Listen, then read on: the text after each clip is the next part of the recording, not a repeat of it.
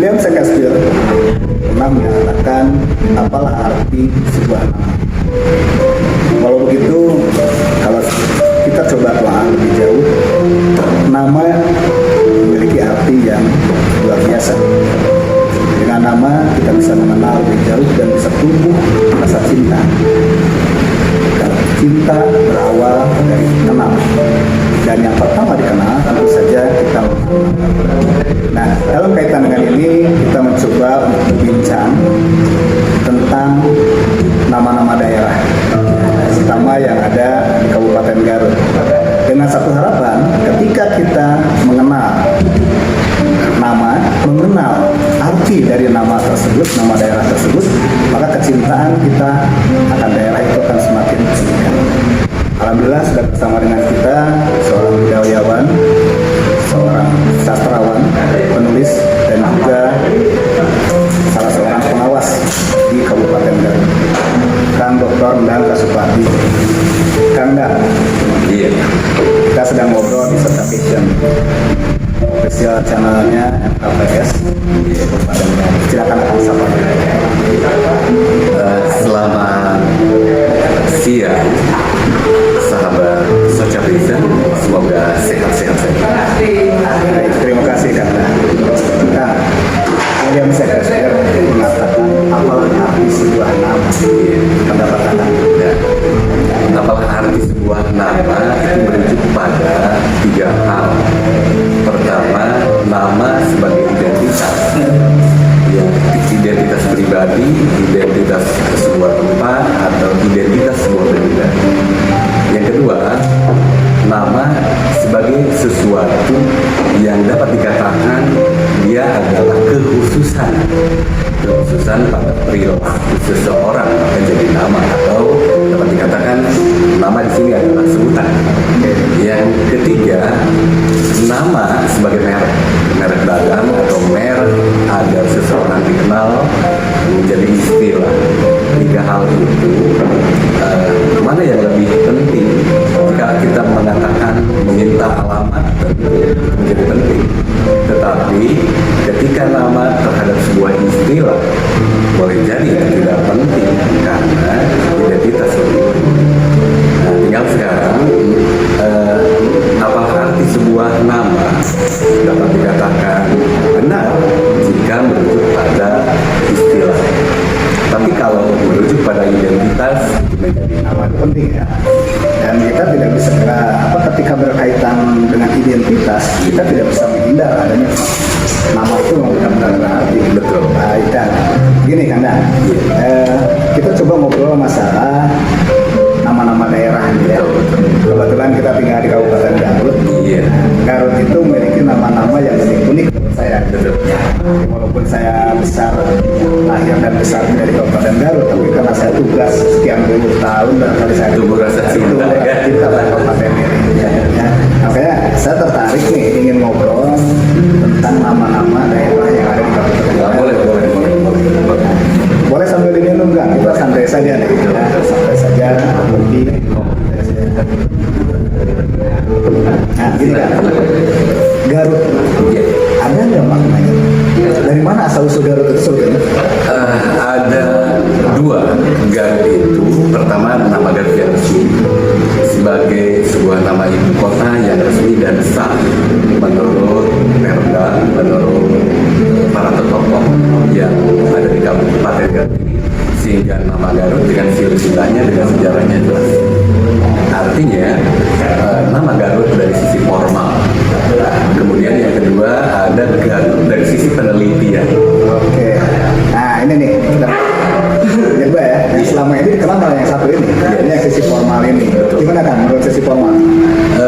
Nama Garut dari sisi formal ditetapkan dengan hari kelahirannya, begitu yang selalu saja ada perubahan untuk menetapkan sebuah nama. Ini benar tidak ulang tahunnya. Karena ada yang mengatakan ulang tahun Garut itu dimulai dari ketika lahir dan setahun kemudian maka ulang tahun. Mengulang tahun. Ada juga mengatakan bahwa ulang tahun Garut itu dari dari 0, 1, 2 sampai sekian. Itu juga menjadi polemik sekarang yang kayaknya belum tuntas juga. Dari sisi formal, nama Garut itu sendiri berasal dari cucuk Garut yang ketika pembabatan lahan untuk wilayah ibu kota menjadi dibersihkan semua, kemudian ada beberapa pelaku ya, kemudian Kakarut ya Kakoet berdarah kalau mungkin bahasa Indonesianya apa ya ke Tergores ya tergores dan terlesa, maka dibilang kenapa itu Kakarut dalam bahasa Sunda, Kagarut ya namanya menjadi Garut. itu dari sisi penamaan formal. Nah, sekarang ada sudut pandang lain. Yang kedua, sudut pandang yang dilihat dari sudut penelitian. Dari sudut penelitian, saya sendiri yang meneliti tentang nama Garut itu, bahwa nama Garut itu layaknya nama sebuah tempat, sebuah kabupaten yang berasal dari tumbuhan, nama hewan, atau segala macam itu ketika kosakata masih sedikit, masih sederhana, maka penamaan sebuah tempat sering kan dengan nama tumbuhan, nama hewan, atau nama-nama yang sesuai kapasitas Ini tempat. menarik nih. Iya. Baru kali ini ada yang menyampaikan nama kota ini Garut dikaitkan dengan nama tumbuhan. Nama Tumbuhan apa? Yang sudah saya temukan, nama Garut itu sendiri berasal dari bahasa Sanskerta yang artinya sagu. Sagu itu yang pertama ya. Sagu, sehingga dari sagu itu menjadi olahan bahan makanan yang memiliki saripati atau aci dan menjadi dodol atau olahan lainnya. Jenis tumbuhan Tumbuhan namanya berumbi. Garut. Tumbuhan berumbi. Tumbuhan Garut ada ya? Tumbuhan Garut namanya. Tumbuhan Garut. Iya. Jenisnya seperti apa? Kayak ganyol atau? Iya, mirip-mirip ganyol. Mirip ganyol. Dan berumbi begitu panjang dan berbuku-buku. Dan itu ada di Garut. Ada di Garut. Malahan saya membudidayakan itu untuk sebuah penelitian, dan memang sekali nanam tidak pernah mati. Tumbuh lagi. Ini ada mengandung filosofi juga ya. Betul. Seandainya nama kota ini diambil dari nama tumbuhan itu, artinya kota itu diharapkan tumbuh terus dan Tumbuh terus dan beranak pinak. Sangat banyak dan besar. Oke. Itu yang pertama. Yang kedua, di daerah lain ada yang dinamakan Garut itu yang kita kenal sekarang di sini kawung atau nol atau pohon apa itu pohon sagu yang pohonnya besar begitu, dan itu jadi alat konsumsi makan juga di daerah Indonesia Timur. Namanya Garut. Namanya juga Garut. Itu pohonnya besar, kawung gitu ya. Atau dalam bahasa Indonesianya kawung itu apa ya? Ya, aren ya, pohon aren ya, pohon aren atau naung. Nah itu juga menghasilkan aci, menghasilkan tepung aci gitu ya. Batangnya yang kemudian diperas, diolah segala macam menghasilkan pohon itu. Nah tinggal sekarang kita bisa memilih merepresentasikan mana yang lebih mendekati. Apakah ketika membebat wilayah ibu kota itu mendekati ke tumbuhan sagu yang kecil, Salah satu yang dibabat itu tumbuhan atau gitu ya. tumbuhan pohon yang besar gitu. Jadi identiknya kalau Kakarut tergores itu bukan dengan cucuk, kalau Tapi dengan menurut saya, tumbuhan itu. tapi dengan pohon apa namanya, harupat itu ya, harupat itu, atau dengan istilah lain ya cucuk yang berasal dari pohon apa namanya, pohon aren gitu, pohon kawung. Ada apa namanya, ada harupatnya itu ya. Memang saya secara pribadi saya ya, Iya. artinya saya punya hak juga untuk berpendapat. Iya. Saya sekarang selalu berpikir gini kan, setiap kali ulang tahun Garut kemudian dikenalkan sejarah bahwa ada 4 tahun gitu ya, tergores tadi. Apakah dari satu peristiwa kecil ini kemudian diambil menjadi sebuah nama yang Iya. besar gitu? Terlalu sederhana. Nah, itu terlalu sederhana. Nah, saya justru berpikirnya biasanya kalau di dalam orang Sunda, katakanlah dalam kebiasaan orang Sunda, Memberi nama itu tergantung dari apa yang pernah terjadi, bisa jadi katakanlah Kiara Condong, misalnya ada tanggal Kiara yang condong gitu kan kalau di Bandung. Ini saya penelitian sampai Trawulan, bukan main-main gitu. Iya. Sampai Trawulan dan selama seminggu di Trawulan keliling, termasuk melihat apakah benar di keturunan Majapahit dulu ada nama Sunda yang menjadi ratu, dan itu benar. Jaya itu ya. Nah, dan itu ada dalam apa namanya rangkaian-rangkaian keturunannya, ada yang bernama seperti Sunda. Nah di sana terus berkembang bercabang pada gastronominya, gastronominya, dan ditemukanlah nama Garut itu ya sangat itunya kecil. Daerah Trawulan Mojokerto ya. Memang di sana dikenal ada satu tanaman umbi gitu ya. Di sana namanya Garut. Jadi kalau kita merujuk pada katakanlah buah Garut ya. Di Garut memang banyak gitu ya. Sangat banyak sekali. Dan karena tumbuhnya apa namanya ya, sekali ditumbuh itu kemana-mana, tumbuhnya mungkin kadang jadi hama gitu kan. Jadi hama bagi tanaman lainnya, karena fungsinya juga sekarang sudah bergulir yang lebih mudah. Kalau sagu itu kecil-kecil mungkin prosesnya lama, sedangkan sagu yang berasal dari pohon aren atau kawung itu mungkin lebih bisa cepat lebih gitu ya. Oke sahabat, menarik ya. Hanya untuk penamaan Garut saja yang secara resmi itu awalnya dikenalkan dengan kata Kakaru. Ada salah seorang waktu itu katakanlah yang ikut membabat kota Garut ketika terjadi perpindahan dari Limbangan menuju ke yang sekarang dikenal Garut, kota Garut ini Garut kota. Ada Kakaru. Nah sekarang itu ada dalam Formi ya, yang sudah diperbutkan kan ya. Betul. Gitu.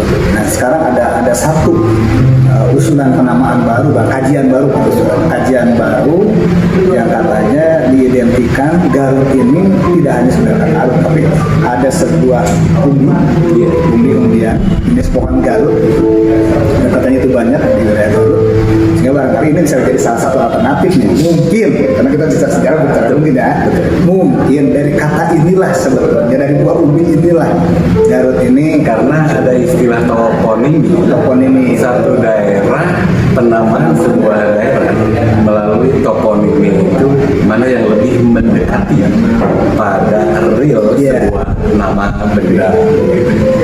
Saya pikir Garut lebih mendekati pada sangki atau pada pohon aren. Tinggal mana yang lebih mau berbentuk aren atau mau berbentuk sangki yang lebih. Dari sisi toponimi seperti itu. Memang yang namanya kajian sejarah itu selalu berkembang, tergantung dari penemuan data dan fakta yang diambil. Jadi artinya apa yang disampaikan Dr. Nar tadi, ya kita bisa mengkaji lebih dalam kebenarannya, dan mungkin kalau itu bisa diakomodir menjadi satu katakanlah referensi cerita sejarah yang baru, ada salahnya. Yang minimal ilmu itu benar, dinamis terus tumbuh. Baik kan, kita sudah satu nih bahas mengenai Garut. Garut punya 42 kecamatan. 42 kecamatan. Pasti punya nama masing-masing kan? Karena nama-nama kecamatan di Garut ini unik. Baik, Kembang, Tarogong. Ini menarik mengkaji Tarogong, karena ini gerbangnya masuk. Betul. Ada asal-usul Tarogong. Tarogong itu dari sisi etimologi berasal dari kata taro dan taro itu menyimpan, dari taruhan ya, menyimpan, kemudian dapat juga lah-lahan lah kalau di bahasa Sunda dengan nar begitu, apakah akan selamat atau tidak, pokoknya disimpan di sana. Kemudian gong itu adalah piagam atau sertifikat. Kalau sekarang semacam SK, bukan gong alat musik. nah itu identik gong itu adalah musik, padahal dari kata etimologi itu gong itu sendiri adalah piagam penghargaan atau SK gitu ya. Jadi ketika timbangan kan ditetapkan di sana di Tarogong, itu dapat dikatakan sebuah keputusan yang sangat berani, yang pada awalnya ibu kotanya itu di sekitaran Korobokan. Korobokan kenapa pindah? Karena ada semacam krok, maka disebut korobokan begitu. Itu Yang suara itu kan suara dari mana? suara itu berasal dari mungkin buah atau ada kandungan air atau Sumber air, ya? sumber air begitu yang terjadi akibat letusan gunung itu. Maka dipindah ke ibu kota dengan sebuah kepastian kenekanan atau sebuah keyakinan gitu ya. Maka dinamakan Tarogong itu di SK kan pindahnya ibu kota dari Korobokan ke wilayah sekarang Tarogong. Ibu kota apa nih? Ibu kota Timbangan. Timbangan. Iya. Jadi pindahkan ke yang posisi yang sekarang Disebut Tarogong. Maka pas ketika ada Kalpataru, ada apa namanya tugu Kalpataru disimpan ya di yang dulu betul ya? betul Dulu itu. disimpan di sana itu tepat itu. Karena juga sebagai piagam kan kehargaan di sana disimpan di sana. Walaupun itu masa kekinian. Terus sekarang disimpannya dengan tugu dodol itu pas sekali. Dapat dikatakan Tarogong sekarang adalah gerbangnya Garut dari arah Bandung sana. Maka disimpan kebanggaan. Itu masih sesuai dengan sejarahnya gitu ya, tempat menyimpan kepercayaan, keyakinan, kepastian perpindahannya ibu kota dan sekarang ya bentuk piagam menyimpannya di sana, ditanamnya di sana. Pas ya, satu dia masuk dari gerbang kota, Iya. gerbang masuk, kemudian secara sejarah juga memang ada kaitan dengan itu. Oke. Jadi asal usul sahabat, asal usul Tarogong itu dari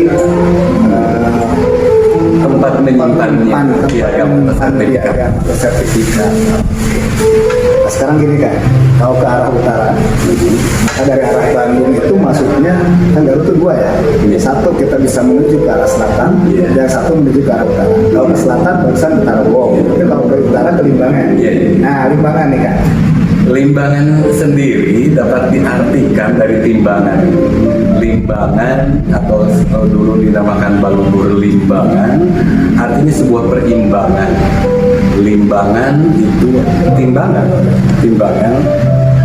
Kenapa itu disebut timbangan? Karena ternyata kesejahteraan masyarakat dulu dapat mengimbangi kesejahteraan kerajaan yang selama ini menjadi naungan Sumedang Barat. Nah, dapat mengimbangi kesejahteraan masyarakat, maka ini dinamakan limbangan. Jadi ada kaitannya dengan kemajuan Kesejahteraan kesejahteraan yang dapat diimbangi. wilayah Limbangan yang dulunya adalah bagian dari Sumedang Barat. Baik. Belok sedikit Limbangan ke Leuwigoong. Leuwigoong ya. Dulu ada limbangan dan kemudian di sini ada timbangan. Ya. Itu banyak juga yang orang-orang terkecoh yang tidak paham kan timbangan kan. Iya. Itu pada prinsipnya sama. Leuwigoong itu dari sisi toponimi Lewi yang kemudian memiliki wilayah gelembung atau lorong atau seperti gua gitu ya. Kemudian bersuara ketika tabuhannya air seperti keluar suara-suara tabuhan gitu. Tapi ada juga yang mengistilahkan dari sisi etimologi bahwa Leuwigoong itu ketika si piagam penghargaan untuk timbangan dan dari Limbangan atau perpindahannya dari Limbangan ke sini ke kota Garut atau ke Limbangan tersebut, bahwa ketika melintasi jembatan itu jatuhlah piagam di sana Ke Lewi itu. ke Lewi itu. Dulu tidak disebut Lewi, tapi aliran air yang kemudian ada suramnya begitu ya, ada jeramnya, jatuhlah piagam itu, penghargaan itu, dan kemudian terbawa jauh dan akhirnya ditemukan. Leuwigoong. Ada di sana dekat dengan Leuwigoong Cibiu. Ya. Yang masih Ada nyambung kan? jeram. Cibiu. Cibiuk itu berasal dari kata bau sebetulnya. Jadi cai bau. Air yang Air harum, tidak harum. berbau nggak enak lah. Betul. Ya. Dan Cibiuk itu kenapa cairnya disebut bau? Dan berasal dari sebuah sumur yang dekat masjid. Sekarang sudah ditutup karena bau tersebut. Ya bukan sekarang sih, dulu sudah ditutup karena beracun, karena sangat aromanya tidak mengenakan, maka ditutuplah sumur itu. Tapi tempat itu kemudian jadi melegenda gitu ya, Cibiuk. Di daerah mana? Di sekitar mana tuh? Di sekitaran dekat. Bukan ini yang air yang tadi. Iya, dekat masih ada. Masih ada. Ya, masih ada. Airnya tidak sudah Nah, artinya tempatnya masih ada. masih bisa ditemukan. Masih bisa ditemukan. Tapi sekarang dikenalnya dengan sambal ya. Yang justru lebih melegenda, lebih harum namanya. Seolah-olah kita makan sambal Cibiuk itu makan dengan sejarahnya gitu ya. Padahal sejarahnya Usul nama dari air yang cai bau. Cibiuk. Baik kan. Belok nih ke arah kanan. Dari Cibiuk di Om kita bisa kan masuk ke area Leles. Iya. Kalau kita ke Banyu Resmi. Betul. Kita ambil yang lurus dulu nih. Iya. Yang Banyu Resmi. Banyu Resmi ya. Kita pakai yang paling terkenal. Dulu ketika kerajaan yang di sini nih, kerajaan Garut yang kemudian melahirkan banyak tokoh-tokoh di sini, ada Rangga Lawe, ada apa namanya si Putri Garut itu. Kemudian ada lagi Ayam Putih. Kemudian ada seseorang yang bernama Baginda Dita. Baginda Dita ini mendapat kalau sekarang ke proyek ya, tugas kerja ya, karena mengalami Garut kekeringan untuk membuat sumber air yang berasal dari bendungan. Maka Baginda Dita membuat bendungan yang ternyata bendungan itu mengorbankan banyak tempat atau banyak rumah-rumah penduduk Yang ada di sekitar. Tetapi kemudian dari tempat itu setelah masyarakat ganti rugi lah kalau sekarangnya atau ganti untung gitu, ada satu orang yang tidak mau. Tokoh perempuan itu yang sekarang diidentikan bahwa Bagendit itu Nyi Bagen dan Nyi Unit gitu ya. Padahal ya sebenarnya menurut versi saya yang berasal dari bahwa Bagendit itu dari Baginda Dita yang mendapat suruhan dari Rangga Lawe untuk membangun bendungan di sana. Dan setelah kalau kita itu saatnya diresmikan, nah dia tidak mau pindah, hanya kerem dan jadilah sekarang Bagendit. Jadi Bagendit itu sebenarnya dari sana cerita sebenarnya. Nama Banyu Resminya itu berarti dari proyek itu karena memang disetujui kan atas perintah resmi gitu ya. Resmi Banyu ya. Banyu proyek pembangunan air saja. Proyek pembangunan air yang ditugaskan kepada Baginda Dita dan proyek itu resminya karena atas dasar perintah dari pimpinan wilayah waktu itu Kamu Lawe. Baik kan. Belok ke Leles kan? Iya. Lelesnya. Leles itu sebenarnya dari versi saya itu ada 11 pengawal. 11 pengawal kalau dulu Kiai Santang ya yang sedang mengejar, ada ceritakan itu cerita lisan, mengejar untuk mengislamkan Prabu Siliwangi. Maka Kiai Santang dikawal oleh 11 pengawalnya. 11 pengawal tersebut ya karena perjalanan dari katakanlah dari Bogor gitu ya ke sini jauh kan, istirahat. Nah, kebetulan Leles itu di sana udah leles, capek kan gitu. Lelah kalau sekarang maka diam di sana. Yang pada akhirnya dari Leles ini banyak cerita kan, banyak cerita tentang Burayot itu sendiri kan, dengan menyunat begitu.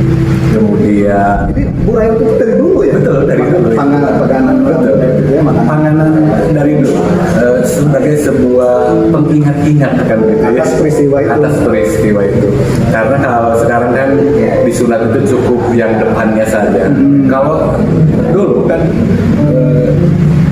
entah siapa pengawalnya atau Hokian Sanhan ya dalam hal ini ya, dengan seluruhnya kan begitu, kemudian buang kan gitu ya, akhirnya banyak meninggal kan di sana. Maka ada sebuah daerah yang namanya Salkanyut gitu kan. Nah, Salkanyut ya. Ini daerah yang menarik. Yang sekarang jadi ya daerah itu dari pergi ke sini ada Kanyut, ke sini juga Karagap Kanyut, Sasamu. Maka ya, namanya jadi Salkanyut kan.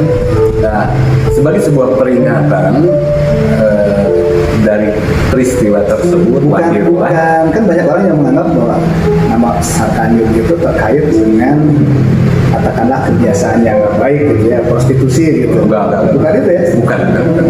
Itu tokoh Islam kan di sana. Iya betul, makanya tokoh Islam. kontradiktif kan, tempatnya seperti itu namanya, sementara di sana kan pengembangan Islamnya luar biasa. Bahkan ada satu daerah yang sebagai pengingat-ingat dengan Kalapanunggal. Kalapanunggal betul. Ada ya? Ada. Nah, itu sebagai sebuah tempat peringatan peristiwa terjadinya sunatan itu. Pemotongan gitu. Ya tentu ibu-ibu yang suaminya meninggal atau bagaimana membuat peringatan kan, dan mengenang begitu ya, membuat makanan yang sekarang disebut burayot. Oke, nah kita belum nyampe ke daerah yang lain. Kita baru menuju ke Garut, menuju ke Tarogong dari arah Bandung ya. Tapi kita udah lewat tadi, Kadungora ya. Kadungora dulu Bandung Leles. Kadungora lebih mendekati secara toponimi itu Kadu yang masih muda. Orang mengaku semua itu ya, Semua itu. durian muda. Duren ya, duda keren ya. Keren. Tapi secara toponimi itu betul. Maka dulu di kecamatan Kadungora ada gambar itu sebuah tangan atau apa itu yang ada gambar kadunya ya, yang masih muda. Secara toponimi lebih mendekati memang benar. Tapi dari sisi etimologi bahwa kadu itu dari sadu. Sadu itu dari sadu. Yang sadu itu sendiri artinya pangeran. Pangeran gitu ya. Tokoh anak raja kan pangeran. Ada ya, memang cerita di dalam cerita sejarah. Jadi pangeran yang masih muda, maka sebenarnya Sadu Ngora dan kemudian jadi Kadu Ngora. Cerita itu kan berarti tumbuhan kadu, bukan duren gitu. Bukan. Secara toponimi itu duren, duren yang masih muda. Tapi secara etimologi kadu itu sendiri dari sadu yang masih muda, masih berpetualang, masih mencari. Maka dulu ada istilah jika pangeran itu ingin akan dinobatkan menjadi seorang raja, ia harus menyeberangi 7 pulau, 7 lautan begitulah ya, 7 gunung dan 7 pulau. Nah, si pangeran ini kemudian ketika melintasi ke gunung ini menemukan atau menghirup udara yang ini segar, wangi gitu. Ternyata ada seorang perempuan yang masih mandi, ceritanya begitu. Kemudian ditemukanlah dan dia menemukan itu ya Kadu Ngora, Sadu Ngora, pangeran yang masih muda itu. Putra mahkota kalau sekarang. Putra mahkota. Baik, Kang. Sebelum kita akhiri sesi pertama, karena kita akan buat ini beberapa sesi panjang nomor 42 kecamatan. Nah, kita sudah Bandung menuju ke Garut, harus melewati Kadungora, Les, kemudian udah lewat Jarum Limbangan, Cibiu, Beligong, Banjarmasin sudah kita ambil sampai juga nantinya ke Tarogong. Satu lagi nih yang ke arah Tasik sekarang. Dari Limbangan pasti melampaui ke Malangbong. Malangbong ya. Malangbong, kalau versi orang sana itu ada orang Malang yang meninggal di sana kan? Orang Malang, Bong itu kan manusia. Menurut mereka, Bong itu bangke. Jadi bangke orang Malang yang tinggal di daerah sana gitu. Versi orang sebagian orang sana Malangbong. Kajian ada? Kalau kajian saya itu Malang itu menghalangi, terhalang. Yang orang ketika ingin melihat terhalang, orang ingin bepergian juga harus melintasi itu, dan yang menghalangi itu Bong itu bukit yang keberadaannya menghalangi seperti orang yang sedang tidur atau seperti orang yang sudah meninggal ya. Jadi menghalangi pandangan. Malangbong itu dari sana, dari kajian geografi. Masih ada. Ini sekarang apa? Cakrabuana atau siapa? Gunung Cakrabuana. Lihat saja dari ujung sana atau Jackson Cakrabuana itu sebenarnya menghalangi ini. Padahal jalan ke arah Malangbong itu kan lumayan ya, Iya. belok-belok gitu. Daerah Cipai kan seperti itu. Jadi bukan dari bangkai orang Malang. Ya, oke itu salah satu yang diyakini. Iya, nggak apa-apa. Orang Malang yang ada, tapi ada penghalang yang menghalangi penglihatan, yang bisa menghalangi perjalanan. Sehingga kalau kita identikan dengan geografisnya, di sana jalan memang berkelok-kelok.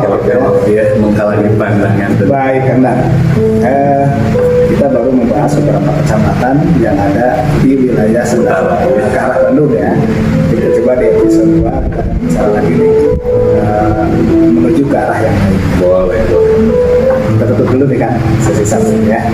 Baik sahabat Soca, kita sudah berbincang beberapa tempat yang ada di Kabupaten Garut. Mulai dari apa itu Garut, dari mana asal-usul Garut. Kemudian kalau kita dari Bandung sampai ibu kota Jawa Barat ini menuju ke Garut, kita ada beberapa cabang jalan, Kadungora, Leles, hingga Tarogong. Nah, kemudian kalau dari arah yang tengahnya, dari ke utara, kita bisa mengambil dari Limbangan, kemudian Cibiu, Dewi Goong, Banyuresmi, juga sampai ke Tarogong. Nah, yang nanti ke arah luar kotanya, dari arah Limbangan, kemudian Malangbong, Kabupaten Klasik misalnya ya. Nah, ini sudah kita bahas nih di episode yang saat ini ada hari ini. Kita akan lanjutkan obrolan kita pada episode kedua. Mudah-mudahan obrolan yang kita sampaikan ini ada guna dan manfaat. Pertama, untuk menambah sedikit wawasan kita tentang kajian tempat yang ada di Kabupaten Garut. Demikian, sahabat Soca. Kita ketemu lagi di episode kedua. Assalamualaikum warahmatullahi wabarakatuh.